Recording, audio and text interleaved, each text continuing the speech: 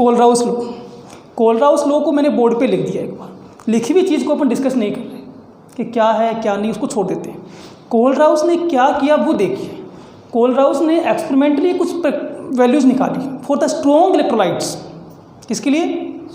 ये अपने आप में कॉन्ट्रोडिक्शन है, क्योंकि अब हम लोग जान चुके इस बात को कि स्ट्रॉन्ग के लिए तो करने की ज़रूरत ही नहीं है, वो तो ग्राफ से निकल जाएगी। यही बेनिफिट उठाया कोलराउस ने कि ग्राफ की बिहाफ पर स्ट्रॉन्ग इलेक्ट्रोलाइट्स के लिमिटिंग मोलर कंडक्टेंस को कैलकुलेट कर लिया, हो गया। और उसने बाद में उन्हें कंपेयर किया, और कंपेयर क्या किया वो देखिए। उन्होंने कंपेयर किया कि भाई एक एग्जांपल ले लिया, सपोज कर लीजिए LiCl, ठीक है, या फिर अपन नॉर्मल जो एग्जांपल समझते हैं वो लिख देता हूँ, चलो NaCl। और एक एग्जांपल उन्होंने ले लिया KCl। तो ये दो इलेक्ट्रोलाइट उसने सेलेक्ट कर ली। NaCl के लिए क्या किया इसने? ग्राफ से वैल्यू निकाल ली, क्योंकि NaCl is the strong electrolyte. और मान लो वो अक्स आ रही है, एक्यूरेट डाटा मैं नहीं लिख रहा है, मैं लिखना भी नहीं चाह रहा। हमने मान लिया कि λm नोट की वैल्यू यानी कि मोलर कंडक्टेंस की value at the infinite dilution वो कितनी है? x है। फिर इसने इसके लिए निकाल लिया, वो कितनी है? y है। और फिर इसने क्या किया? x माइनस वाई का डिफरेंस कैलकुलेट किया, वो कितना आ गया? आप सब क्या करवा रहे हो? अरे भाई कोई एक वैल्यू है x, कोई वैल्यू y है, उनका डिफरेंस z है, इसमें मानने में क्या दिक्कत है? फिर इन्होंने क्या किया? दूसरा पेयर बनाया, और वो पेयर बनाया NaBr एंड KBr। ठीक है, आपको सर क्या दिक्कत होगी? इसके लिए वैल्यू आई a, इसके लिए वैल्यू आई कहाँ से निकाल ली? ग्राफ से, फॉर द स्ट्रॉन्ग इलेक्ट्रोलाइट। फिर इसने क्या किया? दोनों का डिफरेंस किया, वो भी कितना आ रहा है? Z आ रहा है। फिर इसने क्या किया? तीसरा कॉन्ट्रोड्यूट किया, देखो NaI KI, ठीक है, M आ रहा है, N आ रहा है, वैल्यू M और N, ये किसकी आ गई? लिमिटिंग मोलर कंडक्टेंस की। फिर वही काम किया M माइनस N, तो हर बार डिफरेंस यहाँ क्या आ रहा है? तो इसने क्या कहा? इसने कहा कि देखो ये डिफरेंस इक्वल होने का एक ही रीज़न है, वो ये है कि Cl और Na, यहाँ दो पार्ट है, Na प्लस Cl माइनस, और यहाँ दो पार्ट है K प्लस Cl माइनस।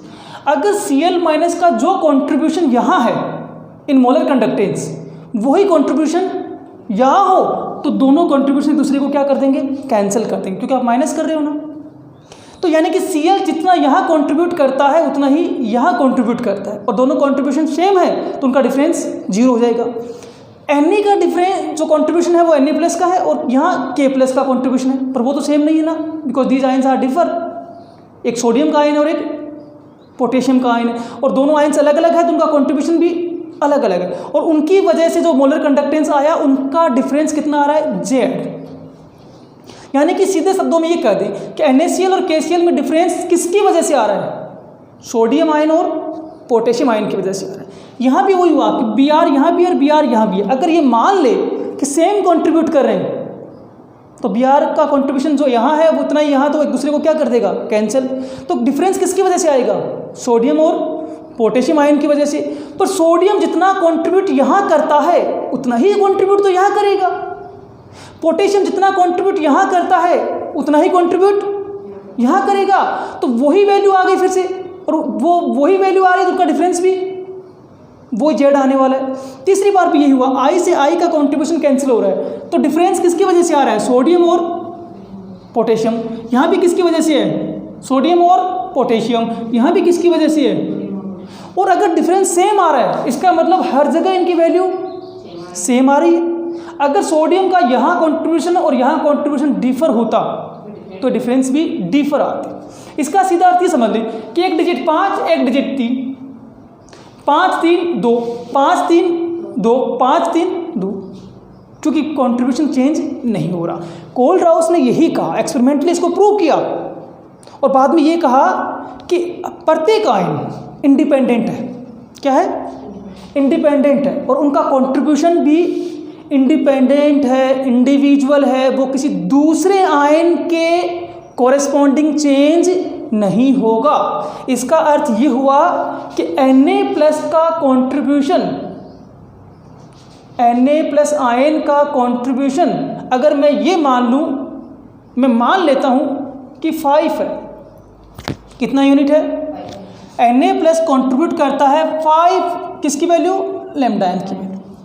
तो NaCl में भी Na का कॉन्ट्रीब्यूशन यही होने वाला है, और NaOH लेंगे तब भी यही रहने वाला है, NaBr लेंगे तब भी यही रहने वाला है, NaCl लेंगे NaI लेंगे तब भी ये रहने वाला है। इसका मतलब सोडियम एक इंडिविजुअल आयन है और उसका मोलर कंडक्टेंस में एक इंडिविजुअल कंट्रीब्यूशन है, और वो इंडिविजुअल कंट्रीब्यूशन किसी दूसरे आयन के कोरिलेशंस के साथ चेंज नहीं हो रहा। मतलब पार्टनर बदल दे तो उसकी वैल्यू चेंज नहीं हो रही, क्योंकि वो उसका इंडिविजुअल कंट्रीब्यूशन है।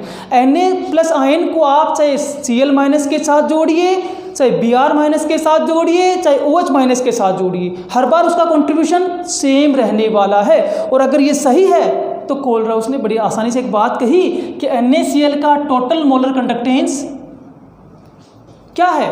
Is the sum of Na plus ion contribution and is the sum of Cl minus. तो उसने ये कहा कि NaCl कितना मोलर कंडक्टेंस प्रोड्यूस करेगा वो डिपेंड करेगा contribution of sodium ion and contribution of Cl minus ion. और इसी को उसने बाद में यहाँ लिखा, क्या लिखा? Limiting molar conductance of any electrolyte is sum of individual contribution of cation and anion. उस इलेक्ट्रोलाइट में जो केटाइन है उसका इंडिविजुअल कंट्रीब्यूशन कितना है और एनाइन का इंडिविजुअल कंट्रीब्यूशन कितना है, दोनों को जोड़ देंगे तो total molar conductance at infinite conditions आ जाएगा। मैंने इसको थोड़ा और शॉर्ट कर दिया कि किसी भी इलेक्ट्रोलाइट में जो केटाइन और एनाइन प्रेजेंट है उनके मोलर कंडक्टेंस को जोड़ दीजिए तो टोटल इलेक्ट्रोलाइट का मोलर कंडक्टेंस कैलकुलेट हो जाएगा। ऐसा किसका मानना है? कोलरस का मानना है। समझ में आई क्या बात? तो कोलरस ने इस बात पे बड़ा ही फोकस किया कि कोई भी आयन हो वो एक इंडिविजुअल कंट्रीब्यूशन करता है इन द मोलर कंडक्टेंस, और वो इंडिविजुअल कंट्रीब्यूशन चेंज नहीं होता विद कंडीशंस बदलने के साथ उसमें कोई चेंज नहीं आने वाला है। Na प्लस का जो कंट्रीब्यूशन है वो फिक्स है, कांस्टेंट रहेगा, चाहे Na प्लस NaI में हो चाहे NaCl में हो, ऐसा इसका मानना। इसलिए उसने कहा कि किसी भी इलेक्ट्रोलाइट के लिए मोलर कंडक्टेंस अगर निकालनी हो तो क्या करिए? Molar conductance of cation plus molar conductance of anion. इसलिए उसने एक न्यूमेरिकली फॉर्मूला लिखा कि लैम्डा एम, ये इन्फिनाइट कंडीशंस है, इसको क्या पढ़ेंगे?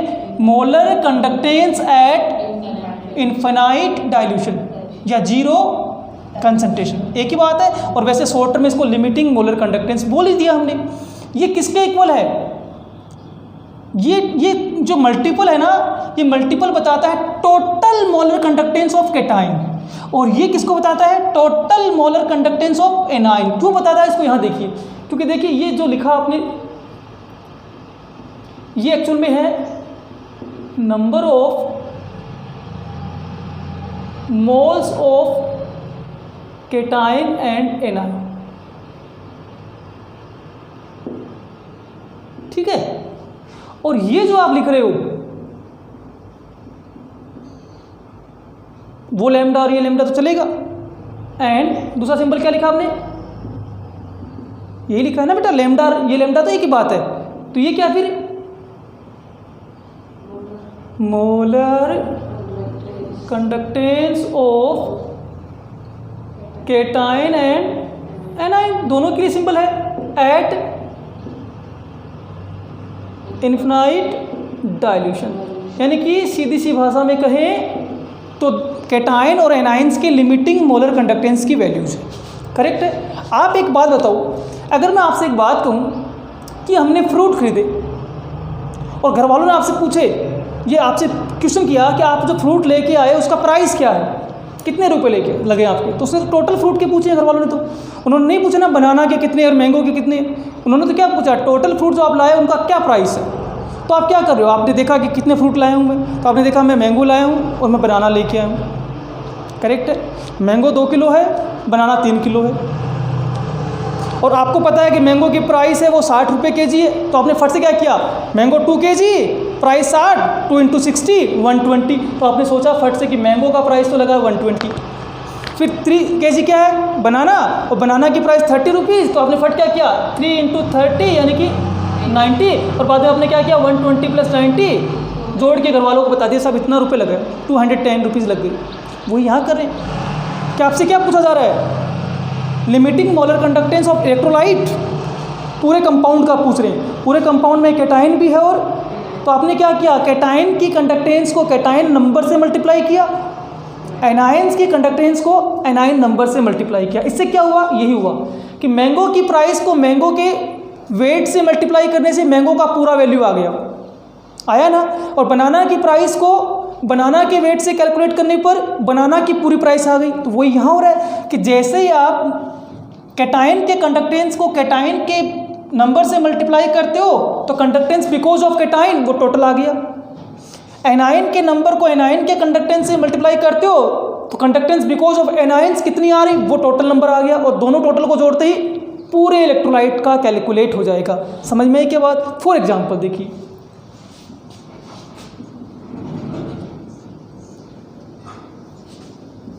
अब मेरे साथ करेंगे, देखो कैलकुलेशन ऑफ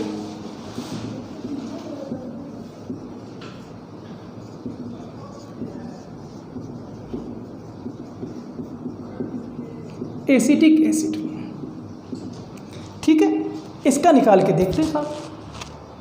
और ये साइन समझ में आया क्या, पढ़ के बताओ क्या मतलब इसका, मोलर कंडक्टेंस एट 0 कंसंट्रेशन, और इसी को कहते हैं इनफिनाइट डाइल्यूशन, यही है लिमिटिंग मोलर कंडक्टेंस। अच्छा एक बात बताओ, ये जो हमने एसिड यूज़ किया है ये वीक है और ये डिकम्पोज होता है, टूटता है CH3COO- और H+ में, ठीक है। तो कोलराउस लॉ अगर मैं अप्लाई कर दूं तो बेटा देखो ये हुआ ना,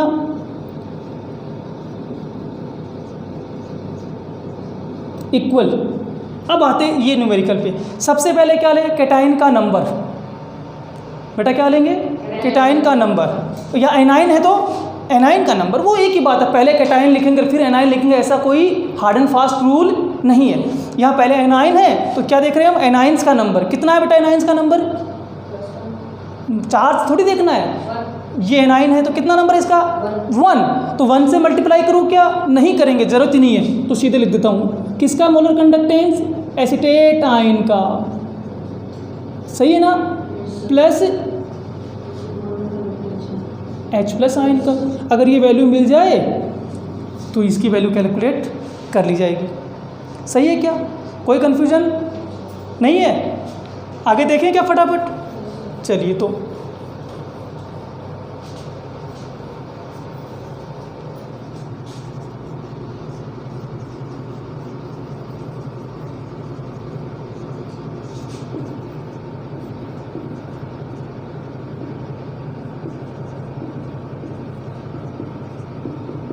देखिए रिएक्शंस देखने की भी ज़रूरत नहीं पड़ेगी आपको कई बार, तो फिर भी मैं लिख देता हूँ, हालांकि आवश्यकता नहीं है क्योंकि आप 12वीं के बच्चों, आप जानते हो कि MgCl2 कैसे डिकम्पोज हो रहा है, टूट रहा है, Mg+2 2Cl। आप देखिए इसके लिए कोलराउस से लिखेंगे तो क्या लिखेंगे, हम क्या चाह रहे हैं, इसकी वैल्यू 4 MgCl2। तो बेटा देखो कैटाइन के नंबर बताओ, चार्ज मत देखना, नंबर ऑफ मोल 1, तो 1 से मल्टीप्लाई नहीं करूँ तो लैम्डा m किसका, कैटाइन का, प्लस पर एनाइन एक नहीं है बेटा, एनाइन 2 है, तो हमने क्या कह रखा है, एनाइन के नंबर को एनाइन की कंडक्टेंस से मल्टीप्लाई करो, तो एनाइन का नंबर 2, हाँ किसका है वैल्यू, बस हो गया काम, 2 वैल्यू अपने को दे दी जाए तो कर लेंगे सॉल्व। अगर मैं आपसे पूछूं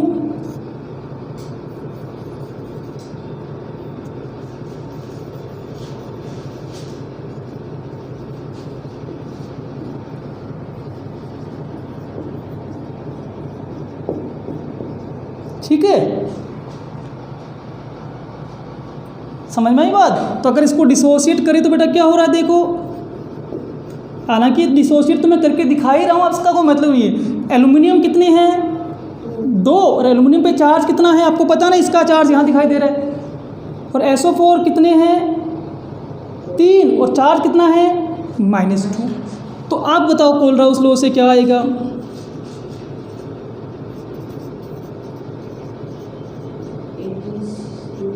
इक्वल टू, सबसे पहले 2 से मल्टीप्लाई करें ना 2 कैटाइन, और किसकी वैल्यू से, value of aluminium +3 ion plus 3 into SO4 - 2। बोलो सही है क्या?